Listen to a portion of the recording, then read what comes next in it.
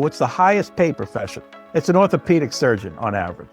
Orthopedic surgeons make $450,000 a year on average. They make about $220 an hour. Now, obviously, as an officiant, you're not doing 40 hours worth of work, but Right.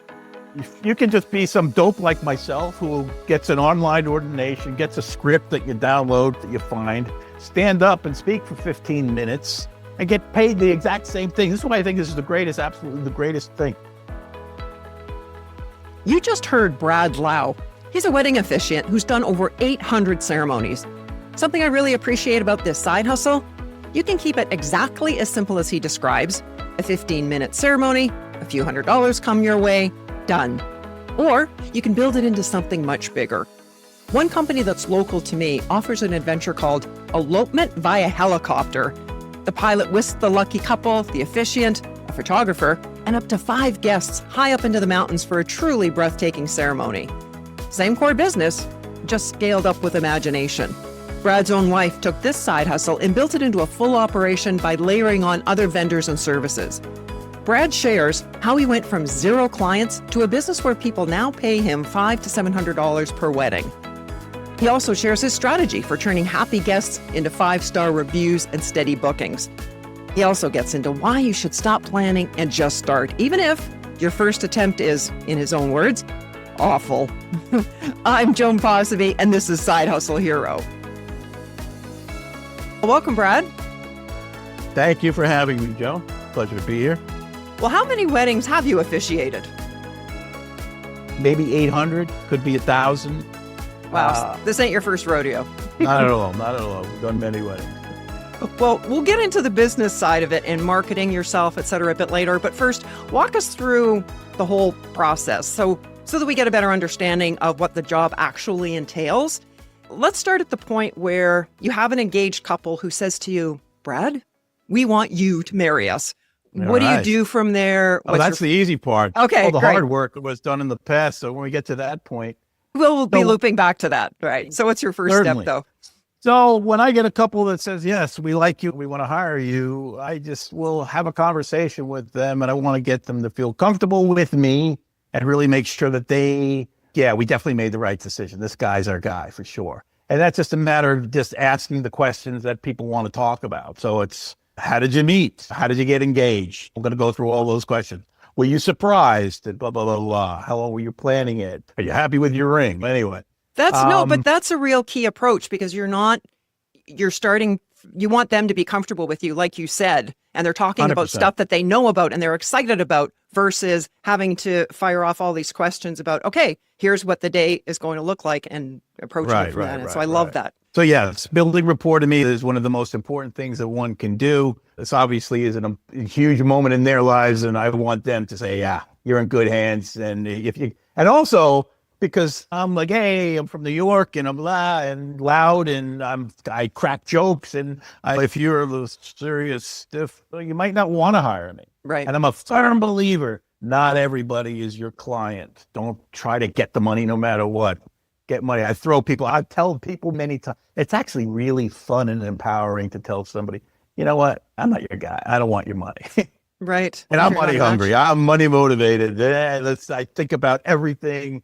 I'm not in business for the joy of it, even though I have fun. I want your dollars, without a doubt. Right. But at the same time, you're going to be selective. If you see that it's not a fit, it's not a fit. Certainly. Because you're going to be spending some time with these people.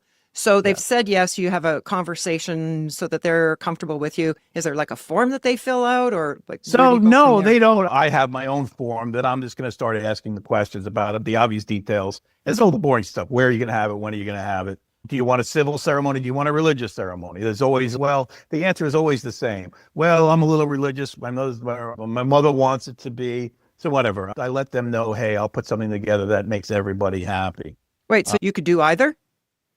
Yeah, absolutely. Although I recommend to everybody, this is a great side hustle business. It takes you 2 seconds to get ordained online through the Universal Life Church. I did that. And then I'm like, hey, you know what? I want to take this more seriously. And I see all the people in my business in New York, the ones that charge the most money, they all went through an actual seminary program.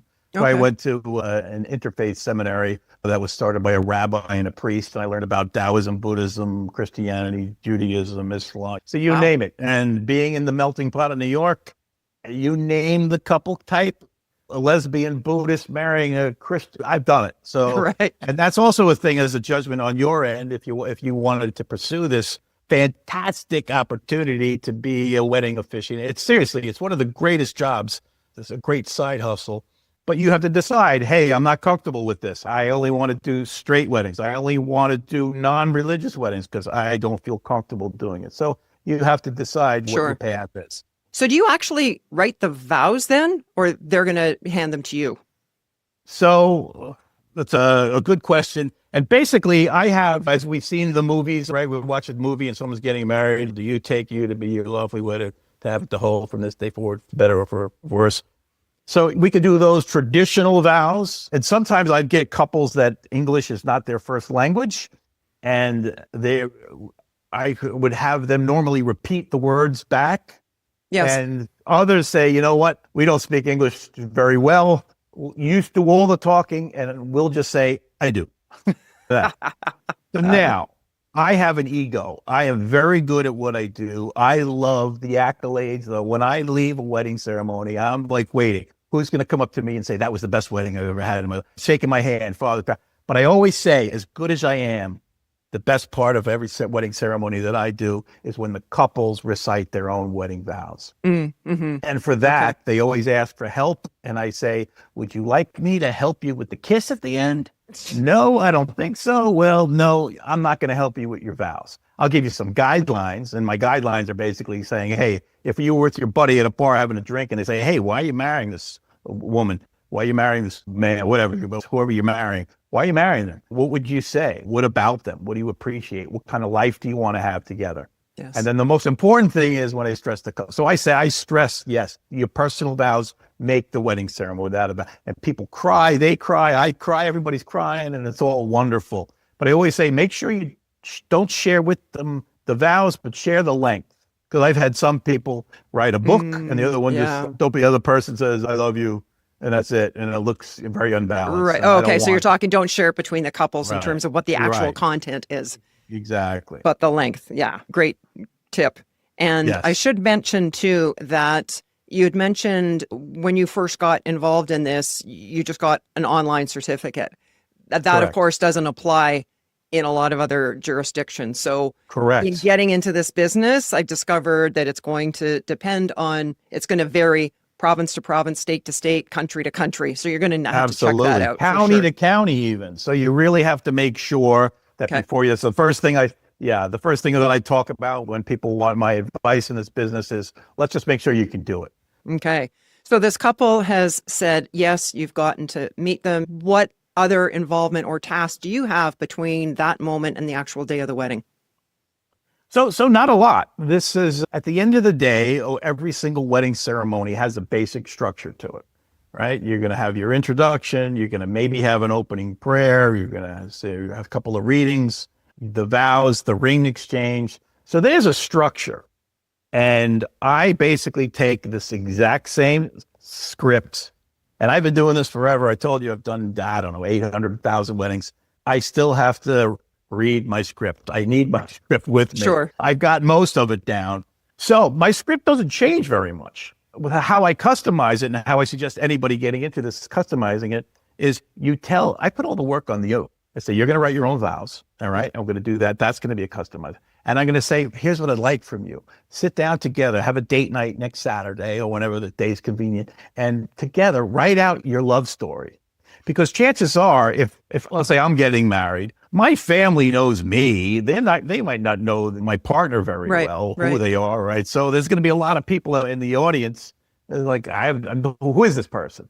So it's nice. I always tell them, write your love story, make it short. If you can find your first date was bananas crazy and all this chaos happened, you're like, look, I'll never date this person again somehow. Yeah. So I tell that because I always want my ceremonies to be funny. I'm an entertainer, I think. I'll tell everybody, you've got to involve the guests.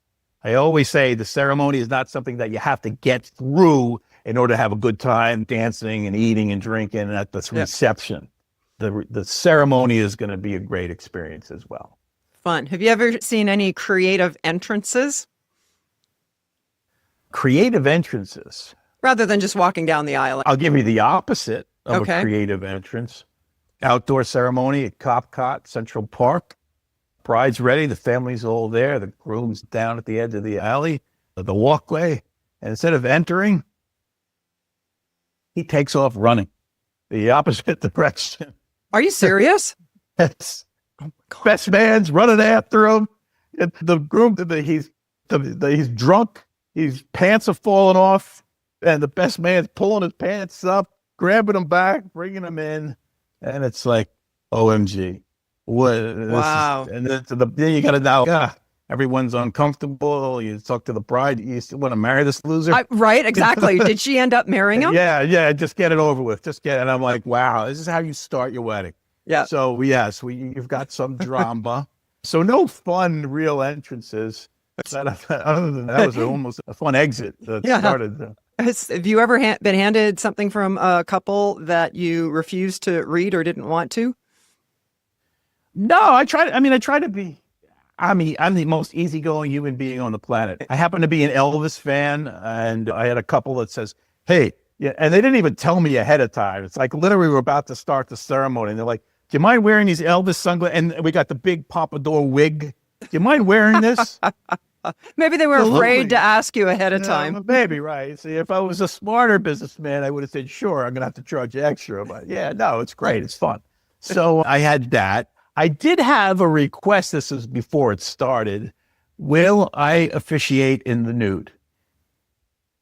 Oh, so you didn't pick up on that when you saw that the venue was clothing optional?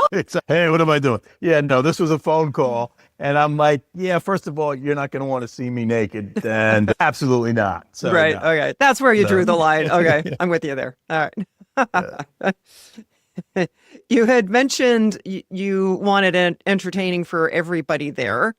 So the day of, are you focused solely on the couple, or are you needing to manage the room, the attendees? What's your role? So, yeah, I think it's really important when you get there the day of. So you got to do a couple of things. I start my rounds. I first go, I find the maitre d' of this. If I'm going to a hotel or a catering hall, find the maitre d' and just say, okay, where is the bridal party here? What rooms are they in? Where are we going to do this? I want to see the space. Very often the space isn't, even though it's been set up quote unquote professionally, I can see here's the aisle where the bride is going to walk down, and they have two pillars with flowers, and they're not centered, or the arch isn't centered. That bugs me. I'm not OCD or anything, but I'm like, I want this. I see it as a performance, and I want this performance to be perfect. So I move stuff, or sometimes they'll put a table here, and I'm like, I don't need a table. Let's get rid of it. I don't want things blocking me from the audience to the couple. I want to create as much intimacy. So I'll move tables if we don't need them. Now, if you're doing something like a sand ceremony or something where you need, or candle lighting or some type of rituals that you can throw in to customize if they want it, then yeah, you need it. I might imagine they would really appreciate that too, because say, for example, for the couple, they may have zero event planning background. Yes, and they've got so many other things on their mind that day. I'd imagine they would really appreciate that for you to come in and just scan and say, okay, because also in your mind, you're probably thinking what the photos are going to look like. And you don't want this table in the photos if it doesn't need to be. Yeah. I'm a professional photographer, so yes. Oh, really? Oh, okay. Yes. So you've got that. That's how I got into this. Oh, I was photographing weddings, and I'm like, that guy, he doesn't load in any equipment. He has no editing to do. He shows up with a little book in his hand, chats for 15 minutes and leaves. He has the best job here. So yeah, absolutely. But you said the couples are appreciative. They don't even know it because I'm doing all this stuff ahead of time, but I'm not just going to mention it too. But yeah, I've cleaned up this stuff. I see garbage if it's there, and you know what you have to do to make it a great experience for them. Well, you mentioned a photographer when and actually I really enjoy preparing for this, Brad, too, because I discovered that the scope of what you could really turn this business into, depending on how much more that you wanted to take on or not. And I came across one province where you could not have a conflict of interest. So, for example, you couldn't be a wedding officiant and have like a venue where weddings would be held. Interesting. So I'm thinking maybe you probably couldn't be a photographer as well. Right. Well, I would never do that. I did that once. Okay. One time in the very beginning, They found out, I don't know I think they hired me because I used to be a wedding photographer. Yeah, we want you to take the pictures and we want you to officiate. And I'm like, okay. I think I need an assistant for that. Well, Okay. I didn't have one. And I felt dirty. I'm like, yeah, this is so wrong. I will never do this again, even though I'm getting paid. But yes, when you talk about the ability to turn this into something more, I could talk about my wife's business, and she did the exact same thing. My beautiful wife, Veronica, started off as a wedding officiant. And then she's like, hey, every wedding I go to has a photographer. That's actually how I met her. She hired me as the photographers, and I started to look instead of the brides. I started to look, like, all right, we should get together. The bride that day wasn't too happy. Why are like 90% of the pictures of this person I don't even know? Right. And she started a business that started out just as an officiant, just like me. And then she's like, hey, let me add photographers. And she's like, all right, photographer, well, I'll find a great one. I'm going to pay you nothing. You don't tell me what your rate is. I'm going to tell you this is what I'm going to pay you. I will pay you $200 for the hour or whatever. And she charged the bride $400 to $600 for the hour and pocket that for doing nothing. And then it led to the hair and makeup and the florist and the videographer. Oh, you need a limo. And she put a package company. And yes. I'm kind of part of that as well, and built that into something where $30,000 months were the norm. So you don't have to just start. I recommend, obviously, as the side hustle, you start off small. I also have a wedding chapel. I have a venue. I'm actually in Florida now, but I still have the business in New York. But for a very long period of time, I always wondered, how come New York, Manhattan doesn't have a Vegas-style wedding chapel? Be awesome. How come it doesn't? Maybe somebody should do something about that. Yeah, maybe somebody. And I'm like, yeah, later, but it's a good idea. So I'm officiating weddings, blah, blah, blah. And then COVID hit. And I'm like, boom, every single person that was going to go to something can't. And I'm like, you know what? Now's a good time to do this. And this has always, by the way, been my side hustle, because I'm a corporate photographer. That was my thing. And I would normally go to conference rooms I do corporate headshot photography. And I go to conference rooms, set up, do the shoots, and then leave. So every single office shut down. So I'm like, all right, well, I'm still doing weddings. They picked up, but I'm like, all right, let me do this. And from day one, my wedding chapel exploded literally the first week. Yeah, nice. So I still have that going. They don't always start on time, and it's really frustrating. So for the wedding officiant, then you really have to either just book one per day or give yourself a couple of hours between you got to give yourself something. Is 100%. I know some officiants will say, yeah, I only do one. You have me for the whole day. That just doesn't make good business sense to me. But yes, I always tell people you can never thread a needle. Expect it to be traffic, but you should be able to do 2, sometimes 3. Right. Do you find most of the bookings that you get as an officiant are on the weekends 100%, or no, definitely not. Definitely not. You definitely get weekdays, 7 days a week, without a doubt. Obviously, the majority of if it's a big wedding, it's going to take place on a Saturday. Right. So a big wedding with a budget will take place on a Friday night or a Sunday afternoon. So Friday, Saturday, and Sunday is your sweet spot. The majority, but you name the time, I literally just spoke to a bride, just spoke to a bride yesterday. And actually, I don't even know the day of the week it is, but she wants to get married at 6:30 in the morning. And I'm like, all right. All right. I live by the beach, and it's beautiful. Sunrise. Sun rises. And nice. Can you get here at 6:30? I go, sure. I'm old. I wake up at 5 normally anyway. So it's good. Yeah. To me, that's just a bonus, especially if it's a Saturday, because then you get to then book some Saturday afternoon weddings and Saturday evening weddings. Yeah. So yes. So from the time that you arrive to the time that you leave, would you say generally you get it all in within an hour? I always say the job itself is 15 minutes of work. You're actually working for 15 minutes. Okay. And I can do a little sidetrack for a quick second. And why I love this business so much. You go to the Google machine or ChatGPT these days, and you ask, what's the highest paid profession? The highest paid profession. It's an orthopedic surgeon on average. Orthopedic surgeons make $450,000 a year on average. Some make more, some make less. But you got to go through 4 years of college, 4 or 5 years of residency, and then another year of specialty. All of that, you're spending $1 billion. So you do the math, they make about $220 an hour based upon, Now, obviously, as an officiant, you're not doing 40 hours worth of work, but You can just be some dope like myself who gets an online ordination, gets a script that you download that you find, stand up and speak for 15 minutes. That's it. And get paid the exact same thing. This is why I think this is the greatest, absolutely the greatest thing. Yeah. Now, realistically, you're going to wait a few minutes. You're going to get there early, but the working time is 15. And I always tell off people is about an hour.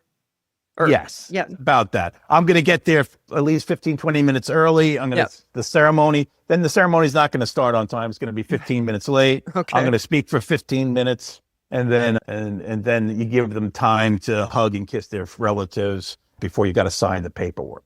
So sometimes if I see if it's a really big ceremony, I'm like, you know what? Let's take care of the paperwork, meaning the marriage license. Let's take care of that now. Let's do all that signing. That way I can just kind of make my clean exit and you get to enjoy your family. Oh, so you do the signing of all that ahead of time? Sometimes. Yeah, So sometimes. it really depends. If I know I have another ceremony to go to and I want to just be more efficient with my time, sometimes I'm kind of happy to hang. And I think it would probably depend on the jurisdiction, whether you're filing that paperwork or you absolutely can't and they have to. Is that correct? Yeah, usually it's the officiant's responsibility to file it. Okay. Again, every place is different, but usually within X number of days, the officiant, they don't want this important paperwork to sit on my desk for a week or 2 or 3. No. So yeah. So, but well, speaking of earnings, how much do you charge? the rates vary depending upon how far and what they want, how much customization is done. I can just tell people in general, the average price is around $300 or $400. Okay. I've charged sometimes $500, $600, $700, and that doesn't even include a rehearsal. So I don't do rehearsals.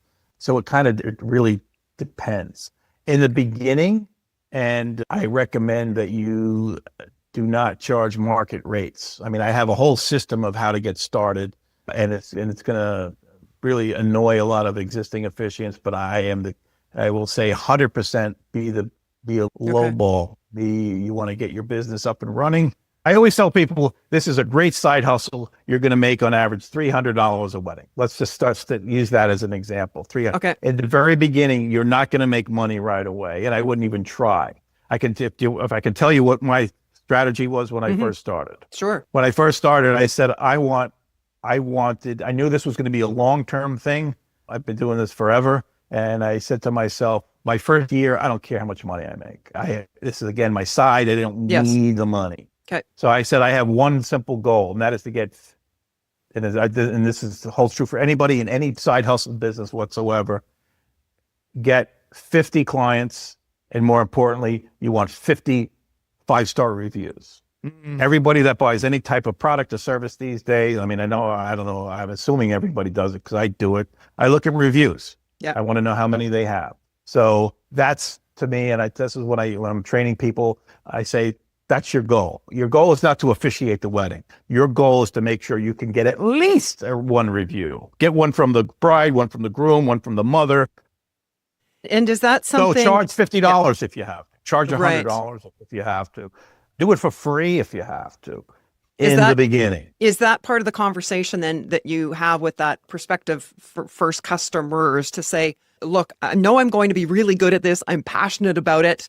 And so for the first X number of customers, I'm discounting my rate. But in return, I ask that you give us a review. Something like, is that part of the conversation? 100%. Yes, it's definitely part of the conversation. There's a whole strategy of how your first wedding will lead to your second wedding. Mm-hmm. And it's, for an example, it's when you get there and you see the mother sitting down in the front row, or the uncle, whoever's sitting down in the front row, introduce yourself. Say, how you doing? I see you got a phone in your hand. Are you going to take some pictures? Yeah, probably. Hey, do you mind if I can can you send me one?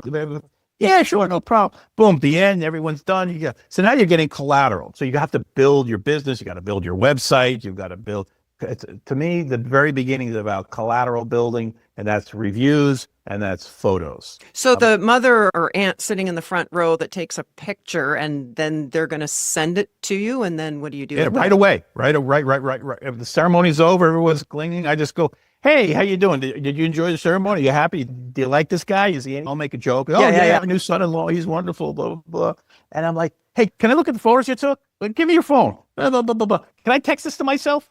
Yeah, okay, boom. I just do it. Boom. I just text the photo. So now I have it right away. Okay. So how does that lead to a potential testimonial or 5-star review? Oh, well, that's the collateral. I'm going to put that on my website. Again, Oh, if I see. you're a prospective customer thinking about hiring me, you don't want to go wanna to a see. blank page. You want Right. to see a bunch of things. So that was just one part. As far as the actual review, yes, I'm going to say ahead of time. So listen, I'm going to give you a link. You can have the review. I'm going to ask you if you were happy with my service, that you would fill it out and promise me that you'll do it before you go on your honeymoon, because people forget about it. Yeah. Yeah. Yeah, no problem. So, you Okay. can get a QR, as I'm sure you can get a QR code printed with a direct to your link. So you can go to afterwards, the aunt, the uncles. People stop me, right? They shake my hand and they say, wow, that was a beautiful ceremony. That was so wonderful. And then they'll joke to their wife, hey, when I get married again, I'm going to hire him. And it happens. That happens all the time. And they'll whip out the QR code. Hey, you want to write me a review? I have fun. Yeah. My priority is to have fun. They see me, acting like a clown a little bit, but I make sure that the poignant points are poignant and you get those reviews. Yeah. So that could be something that the person starting this as a side hustle could practice ahead of time so that they could take advantage of those moments. And so when they're talking to people afterwards, hey, how did you like? Oh, I loved it. It was so great. You were funny, or you were personable, or whatever the compliment was. And you'd say, you know what? I'm just in the throes of building this business, and I would be so appreciated if you could say that exact same thing on a review. Absolutely. And better yet, there's also then the couple. I won't hit the couple up for a review, Rex. I mean, I let them know ahead of time, and then they'll get an automated email that says, "Hey, congratulations." Later on, By the way, here's the link for the review. Also, I'm going to get their photographer's information if they hire a professional photographer. I'm going to get their business card. Because maybe I say, hey, listen, I'll put your info on my website. Can you send me a photo of me looking up, not looking down, reading my script? Hopefully, we're smiling. So yeah, I try to get it from everybody. And even get the photographer. Say, hey, listen, I'll write you a review. Write me a review. I'll write you a review. Because I get that all the time. I mean, it's like, wow, that was really good. From the pianist or the musicians playing the violin, they're like, wow, you were good. And I'm like, thank you. So you're like, hey, give me your card. So the networking of vendors that you can use, because I get phone calls. People ask, hey, do you know someone that can play bagpipes? I'm like, a matter of fact, I do. I got this guy. So it'd be pretty straightforward for somebody to figure out what the going rate is in their neighborhood, in their traveling area. Absolutely. But you're saying it just sort of a ballpark would be that average of $300. Yeah, 300, 400, 400, 500 is not, if you're in a major city with a decent population, and I mean, even a small city, 3, 4, 500 is the norm.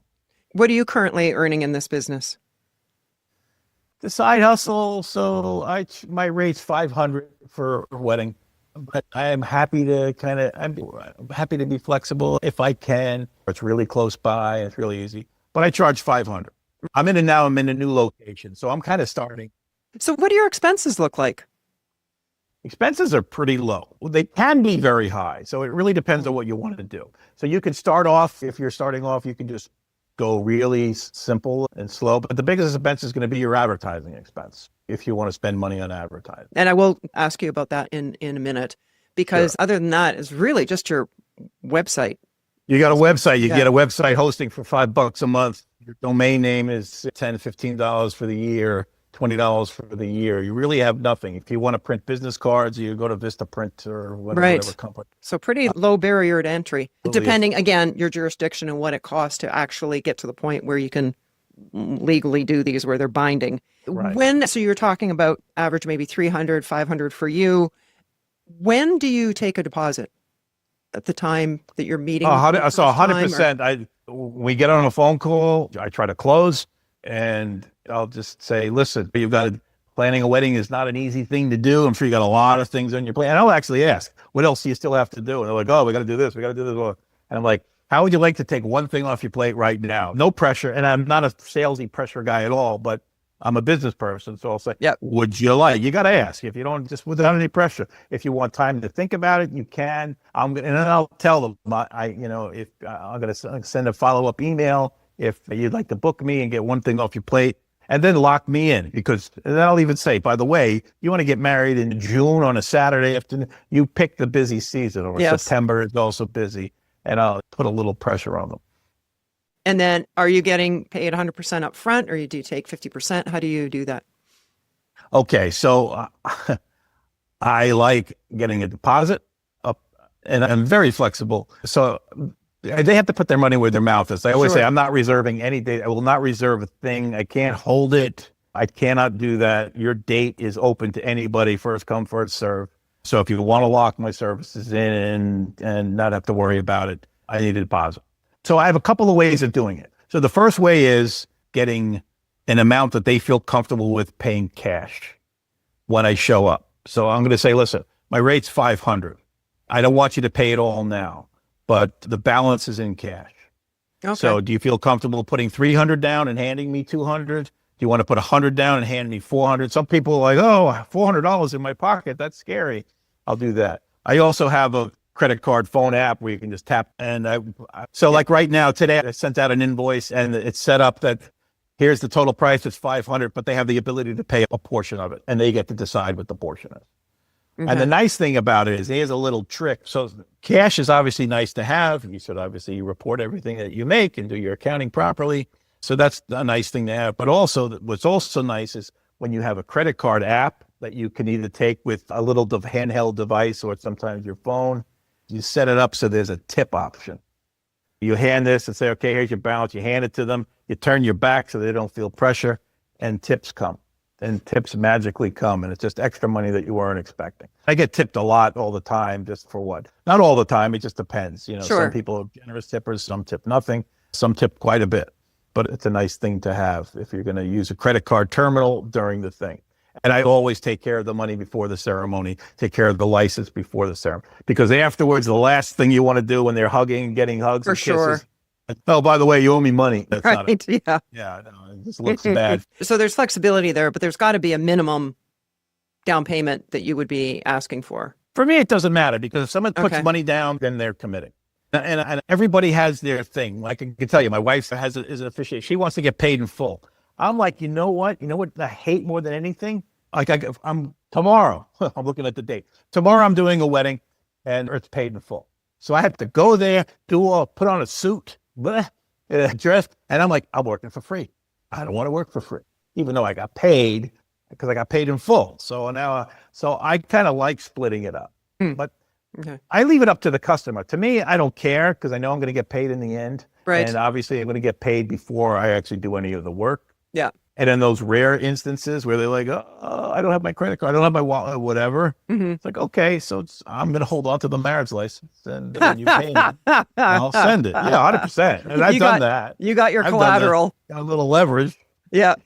For Yeah, sure. absolutely. Absolutely. But in every single business I've done in my entire life, I try to make it as easy and as comfortable for you. Yes. Now, I can't say $1 because you have no commitment to that, but it's going to be at Yeah. least $100, at Right. least 100. And if Yeah. you're going to pay 100 for me, you're not going to say, oh, Sally looks like a pretty good officiant. Maybe we'll hire her. Yeah, no, we already Yeah. paid Brad something. We're going with it. Yeah. So it's more of that mental commitment than anything. So it doesn't Okay. matter to me. What's your refund policy? My refund policy. If they cancel the wedding within 30 days or So there are no refunds. And obviously you've got to think about your legal aspects. So it's not they're not giving me a deposit, they're paying a retainer.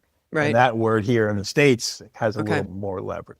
But at the same time, unless something bad happens, I've rescheduled. I said, listen, Right. I can't give you your deposit, your retainer back. Oh, see, that slipped Yeah. up. I can't give you your retainer back, but I'll hold it for you. And when you want to reschedule because something happened where your aunt can't come in, or these things happen and people want to do it, but it's like, hey, I've reserved that date. I've turned down business because of it. Yeah. And that's true of the entire wedding industry, that this is Right. very date specific. And when you get it no one's giving money back. Right. Venues, nobody is. Will you now teach people in this business, what mistakes do you see newbies make in not getting that booking, not closing the sale? It's having the reviews and the collateral and the appearance that you know what you're doing. Okay. I mean, at the end of the day, they have no idea who you are. Mhm. The words that come out of my mouth, or come out of their mouths all the time is, we don't know. We've never done this before. So they're relying on you to present and have a presence that you are an expert. Here's my very first wedding ceremony I ever did. I got this job off of Craigslist, and it was the sister hiring somebody for her sister. Yes. And I just said, listen, I am licensed. I am a professional. I look good in a suit, and I have a lot of experience. I used to do a lot of stand-up training. I trained stockbrokers to get their Series 7 license, and I trained computer classes. I've got great presence. I promise you that you will love it. She said yes. I'm like, okay. Now what do I do? Right. So any other tips for helping somebody land that first client? I would say the tips are get all your collateral, right? So which means your website, get your company name, you don't have to form a corporation or anything super fancy because you might not like this. It may not be a long-term thing for you for whatever reason. But you have to have a website. You get your social media if that's your thing. And you want to have that and get pictures. And if there isn't anybody, start with some fake photos. Get in a suit and tie or a black dress and have two friends stand there. Or tell AI, here I am standing in the park like this. Put two fake people in a background and make it look like I'm dead serious. Yeah, why not? Yeah, but don't make sure it doesn't look fake. Yeah, all right. A lot of them still do. Yeah, that's getting better and better. It is. It is. And then there's a ton, and I have a whole listing of various directories. So you can start off with simple ones like Yelp, Groupon, Craigslist. Okay. And the big one, there's a ton of them. But one that I get business now today, and how I started my business was a company called Thumbtack. Okay. And they are a company that basically you need a plumber, you need an officiant, whatever you need, we got them. Oh, okay. So they'll take a percentage of the sale and they charge per lead. So they're charging me like $22 for the ability to talk to a person. So that may or may not result in a sale. Correct. Okay. Correct. So I'm very careful if I see that they have already talked to 3 people. I'm like, no, pass. Okay. Yeah, fresh. And I'm like, they haven't talked to anybody. Yes, I'll jump on them. You mentioned Craigslist. How were you working that? Craigslist, that's actually how I got my very first job. Okay. There's a event services section on Craigslist. And now, it used to be free, but now you can post. So people can post that they have a need for event services. And there's also a section that you can say, I offer event services. Okay. So at the time I saw that they had the need, they're like, hey, we're having a wedding. We need a photographer. We need an officiant, blah, blah, blah. Now, if you want to post on Craigslist to offer your services, they charge $5 a month. Quite cheap. And then there's Groupon. There's so many. There's something here called Nextdoor, which is a community-based. And promote and talk to anybody and everybody. So these are platforms that you can reach out to, get on all of them, right? Time permitting. Yes. But then have you seen any success with people reaching out to wedding planners, florists, photographers in order to be referred? It's an option. You're not going to get many referrals. If anything, reach out to other officiants. And because there are many companies that, for instance, I've got another company, my wife's got another company, and we've got, of course you do. We've got teams. We've got teams of officiants, and we're always looking for new officiants. And we we do a video call. Okay, are you licensed? Yes. Okay, you sound like you're not mumbling. Very good. Great. And we say, okay, we have a dress code, blah, blah, blah. And here you go. And we're going to get feedback right away. And the majority of the time it's like, oh, they were great. So yeah, we'll hire you again. And that's, I think, is really important that you're starting off, knock on every other officiant's door in your area and just say, listen, you ever get sick, you need a backup, or you got a job. Because some people are very like, I got this one woman, her rate's $1,000 and she's, I'm not budging. So I'm like, hey, do me a favor. Any of those people that got a $300 budget, $500 budget, send them my way. I'll throw you $100 bill. Nice. Why not? Yeah. When you're having that conversation initially, that, say, person on Craigslist, they're looking for them, or what was that other organization that you said you still use today? Thumbtack. So you're talking to somebody, a lead from a Thumbtack, or anywhere else for that matter. What are some common objections that you hear? I really don't get objections. Okay. I don't. Again, they need it. They have a date set. They go, we need this service. The officiant is the lowest, one of the lowest vendors in the wedding industry on the totem pole. They're going to really want their venue. They're going to really want their photographer. They're the flower, blah, blah. And it's, oh yeah, by the way, we need someone to actually make this legal. Right. Got it. So it's true. There's not so much friction. They will naturally want to feel, to me, they feel comfortable. Yeah. I was talking to a woman yesterday, and she's literally, her words, I'm in the car driving, and she's, I like the way you sound. I feel comfortable with you. We're like her exact words. And I'm like, okay, so yeah, you want to hire me? I'll call you later. I'm driving. I can't send you a contract. Right. Actually, speaking of contracts, I don't even use contracts. But send me money, and I'll email the detail and confirm everything with that. Right. Interesting. All right. Well, what is the best way for our listeners to connect with you, Brad?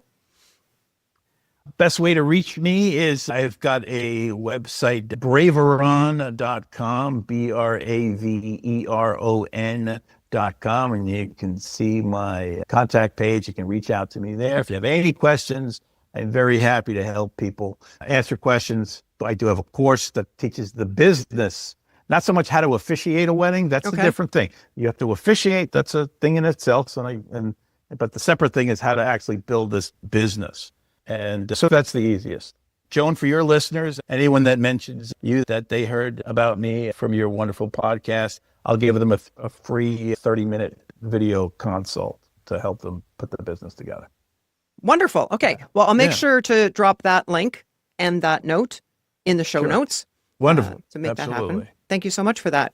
Yeah, absolutely. So lastly, Brad, what's your best tip to inspire others to start or grow their side hustle dream? The best tip is stop planning to plan. Just start. Yeah. Planning to plan I suffer from it, and it's the biggest weakness. And when Nike says just do it, it's literally that. Don't worry about failing. Every successful person on the planet doesn't care about failure. Obviously, nobody wants to fail, but you can't. If you want to swim, you can read so many books and watch so many videos. You have to get into the water. So you jump in and maybe swallow a little bit of water, and eventually, hopefully you won't sink. They're learning experiences. Keep your mouth shut. But it's not. And things are never, I remember my dad a long time ago told me, every time you worry about something, he's like, think about everything that you've ever worried about and what actually happened. Things always kind of worked out, or they were never as bad. You didn't crash, you didn't bomb, you didn't lose.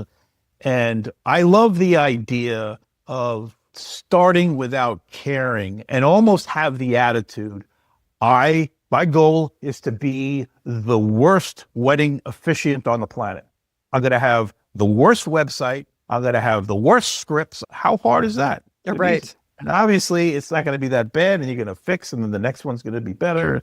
Just Mr. Beast talks about his YouTube videos. He said, I was horrible in the beginning, but I did it, you learn, right? Nobody wakes up and says, oh, I know how to do brain surgery, right? No. In one of the first seminars that I ever did, I recorded it as a learning tool for myself. And I swear, Brad, I never did watch the whole thing because I was so horrified of what I saw. And it's okay, I've got enough to work on here, and never did watch the end of it. It was awful. Yes. Just awful. Yes. I'm a headshot photographer. I've been doing that and I look at my early photos. I'm like, these are corporations that called me back. How would it possible? You see the work I gave you? Did you not look at this? They're blue. This is awful. And you paid me and said you want to get. So the key is to do it and get better. And what you just said is a great tip. If you can videotape, I don't do it now because I know what I'm doing, but I used to have a little GoPro camera and I would set it up. I try to put it in a spot that it's not awkward, no sight lines. It's not going to be in the picture. Yep. But it served three purposes. Purpose number one, I got to see how I sounded and did I do anything wrong. Two, I gave it to the couples now as a gift. Here, you got those little extra video coverage of your wedding. And three, of course, I'm going to put a little video clip on my website, on your social media. Very good. I'm glad you mentioned that extra tip. Brad, your passion for being a wedding officiant is clear. Thank you for sharing that with us and your insights on how to do this profitably. And of course, thank you for being today's Side Hustle Hero. Thank you so much for having me, Joan. It's been a pleasure. The wedding officiant side hustle is a great fit if you like working from home, but still want some real people interaction. Most of your prep, building your script, your website, your booking system, that all happens on your own time. Then the day of, you show up, you're on for an hour, and you're done. It's also easy to control your own calendar. If there's a weekend or a stretch of days that you don't want bookings, you just block it off. Nobody's scheduling you, but you. And then there are a few other reasons that this one's worth a look. Surprisingly, Brad books all days of the week, not just weekends. He even did a 6:30 in the morning sunrise wedding. And this side hustle comes with a built-in referral engine, because every ceremony puts you in front of, well, a room full of future customers. The mother-in-law in the front row, the photographer, the musicians, any one of them could hire you or send you your next client. You might also already have a foot in the door. If you've got a friend or a family member who works in the wedding industry, maybe a florist, an event planner, or a photographer, talk to them. They know the industry, they know who's hiring, and they could be your fastest path to referrals. And startup costs are almost nothing. No inventory, no office, no equipment. A script, really, that's it. But one important note before you run with this, the requirements to legally officiate a wedding vary a lot depending on where you live. Some places require registration, some don't recognize certain types of ordination, and the rules can differ city to city. So finding out the requirements of where you'd be doing this should be your first step.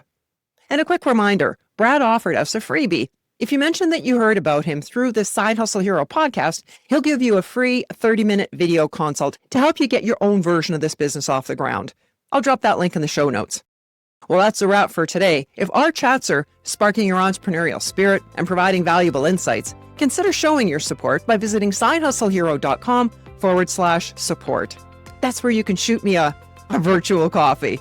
It's a real thing and a fun way to give the show a caffeinated thumbs up. Thank you so much. In the episode description, you'll find links to connect with Brad, his website, as well as the full show notes, which live at our website, sidehustlehero.com. If you're enjoying what you're seeing in this podcast, it'd be so appreciated if you would take a moment and add your comment, share the episode, and please subscribe. It'll let others know that there's valuable content here to help them start and grow their side hustle. Thanks for watching, and hustle on.